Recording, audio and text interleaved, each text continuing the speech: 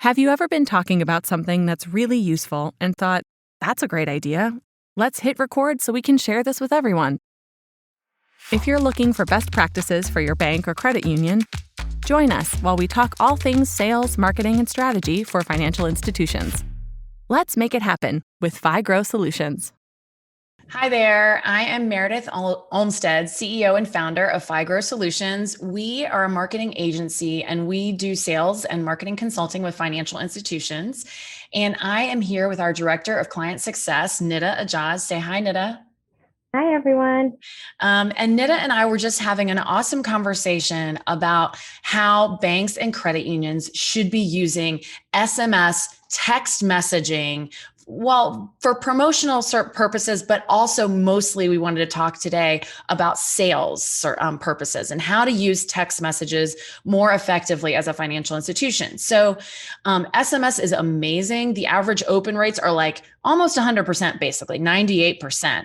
Yeah. And they're usually opened within like the first couple of minutes of sending them. So they're really effective ways of getting a short message in front of somebody like a target, a lead, or someone, a user, really quickly.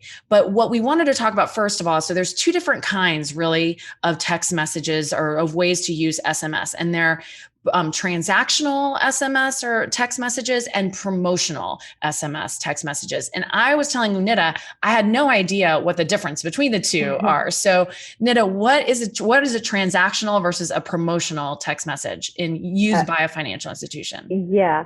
So a lot of times financial institutions, what's holding them back is actually thinking that, oh, you need an opt-in. And that's why, they have to run a whole campaign to get the promotional. That's what promotional messages are, where you do have to get a formal opt-in. Your email opt-ins don't count. This is separate, and you have to have like a specific text message opt-in structure. But there are transactional where if a person has given their phone number on a form or anywhere on your website or any of your product signups, they have given you the authority to follow up, whether by phone call or by text. So having that one-on-one sales follow-up is more of a transactional SMS. Awesome. And so then the other thing that we were talking about is that a lot of times in sales, like lenders or people who are working with frontline staff who are working with customers, like one-on-one, face-to-face, or on like the phone or something like that, they may feel a little bit reticent of trying to kind of communicate with people via text message because they're kind of communicating from their personal phones. They don't really know what to say. Like they're just uncertain what to do with that communication. So tell me like what's a way that like marketing or a sales team can help support a salesperson in that process? Yeah, so there are a couple of different tools that your sales manager can actually sign up for, and you can actually manage all these text messages that can be sent out directly from your desktop or from an individual's phone without releasing their personal phone number out there. Nice. So it uses that same company phone number. So there are a couple of different tools that do offer that. I mean, Podium is a really good one. Eltropy is designed specifically for financial institution digital communication. And then there's also Message Media, which integrates with HubSpot. Okay. And so the first way, so once you pick a tool, so basically the idea here is we don't just want people like haphazardly texting from their personal cell phones to leads, right? I mean, of course if it's a company phone, obviously they can text a lead that way. Maybe it's somebody they've had a relationship with already and they're communicating with them. I mean, they have the ability to, but from an effective sales standpoint and in like a transactional follow-up with them, it's better to have a tool in place. And so, okay, we were talking about all the different scenarios where text messages work really well. Now, recently we were doing a secret shopper kind of assessment for one of our clients, a financial institution in the Northeast. And I actually went in and submitted as if I was applying for a mortgage through their institution. And they had an amazing SMS follow-up. So the first way that you really can use these kinds of text messages through a tool is just general sales follow-up. So I converted on their mortgage form, and almost immediately I got a thank you message on my phone, thanking me for my interest. and telling me that somebody would follow up. Then an individual salesperson started reaching out to me via text and said, they were able to very quickly get me to respond to them and calendar a meeting in the future, like a few days later, to discuss my interest in their mortgage solution. So that's a great, That's awesome. yeah, it was a great interaction. Short, to the point, but very successful, and exactly what they were trying to do. So kind of general sales follow-up is definitely the first scenario that you would want to use text messaging in sales for a financial institution. What are some other follow-up scenarios, and how do you kind of set those up?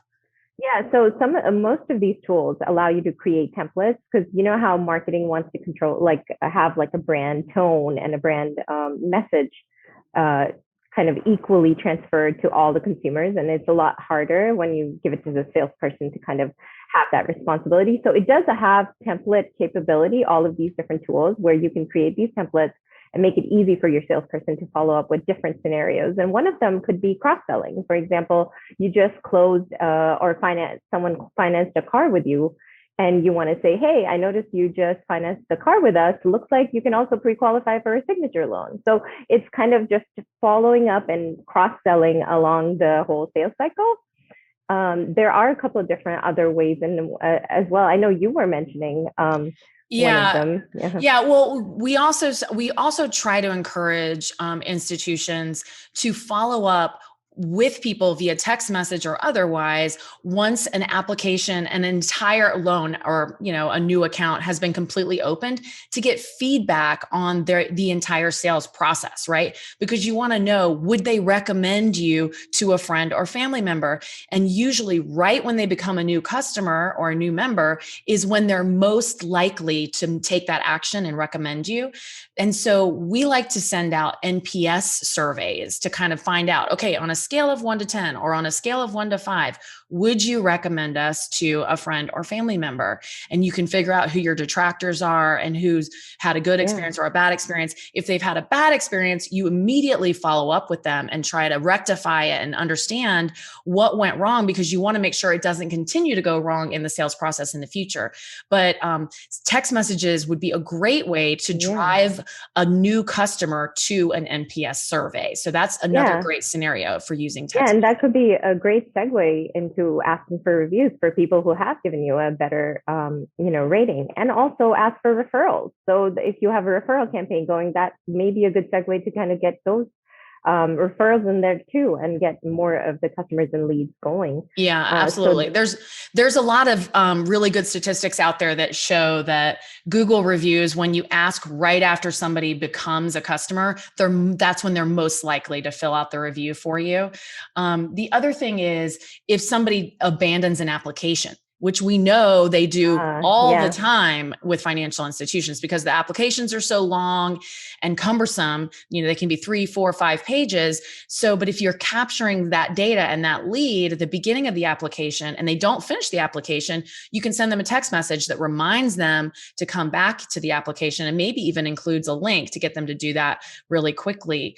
What about other process campaigns that you might be doing with new customers? Yeah, so just onboarding, for example, like you mentioned, once they do get those reminders and do actually go through signing up and becoming a member or becoming a customer with the account holder, you could use the text messages to kind of send them a direct link to downloading the mobile app while they're on the phone. For sure with an SMS, they can just click and download the mobile app. Or kind of some of the other things that you can incorporate are sharing local events that may be beneficial, like a shred day or something, and sending a one day before reminder to local events that can kind of help you tie in as a brand for this member or this customer. Yeah. A lot of great ways to use text message. So I think once a team, the sales and marketing team, has kind of put their heads together on it, they pick a good tool, get it set up, and start with those templates. Kind of the sky's the limit, right? Yeah, for sure. Diversifying that touch point is a very good idea to have multiple touch points. Awesome. Well, thank you, Nita. I think this was great. These are great tips for any bank or credit union out there who's listening.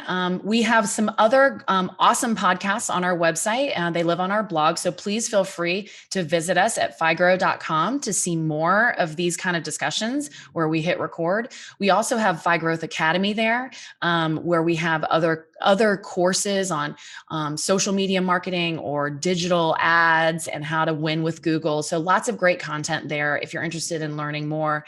And otherwise, let's just get out there and make it happen.